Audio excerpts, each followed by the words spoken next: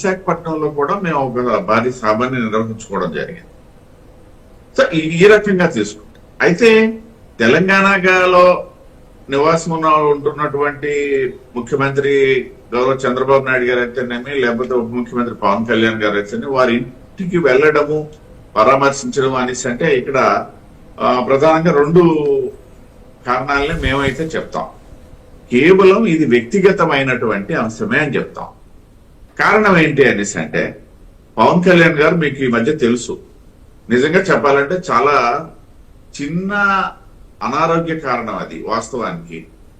కానీ అది చాలా తీవ్రమైనటువంటి అనారోగ్యంగా వచ్చి వాళ్ళ దాదాపు 2-3 నెలలుగా వారికి పడుతున్నటువంటి ఇబ్బంది ఇప్పుడిప్పుడే కోలుకుంటున్నటువంటి తరుణం.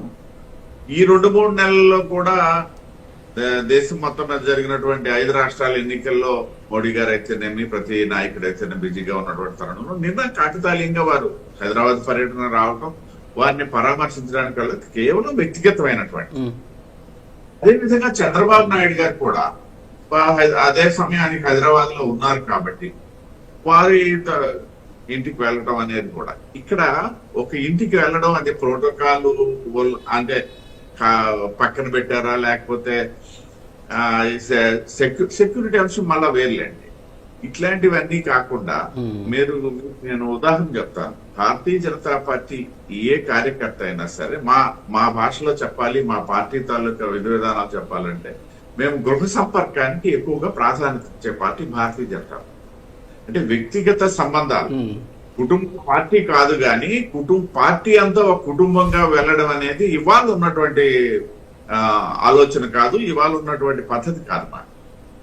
ఇప్పుడు జనసంఘ రూపాన ఉండేటప్పుడు కూడా ఈ కుటుంబ సంపర్కం అనేది మాకు ఒక ప్రత్యేకమైనటువంటి అంశం. ఒక ముఖ్యమైనటువంటి నాయకుడు, పై స్థాయిలో ఉన్నటువంటి నాయకుడు, వాళ్ళు ప్రధానమంత్రి గారు అవ్వచ్చు, లేకపోతే ఇప్పుడు మన రాష్ట్రానికి సంబంధించినటువంటి మా రాష్ట్ర అధ్యక్షుడు పివన్ మాధవ్ గారు ఉన్నారు. మీరు గమనించినట్లయితే వారు ఏ పర్యటనలో కూడా అల్పాహారానికనో, లేకపోతే మధ్యాహ్న భోజనానికనో, లేకపోతే రాత్రి భోజనానికి అని చెప్పేసి ఒక కాంటాక్ట్ ఇంటికి వెళ్తుంటాం.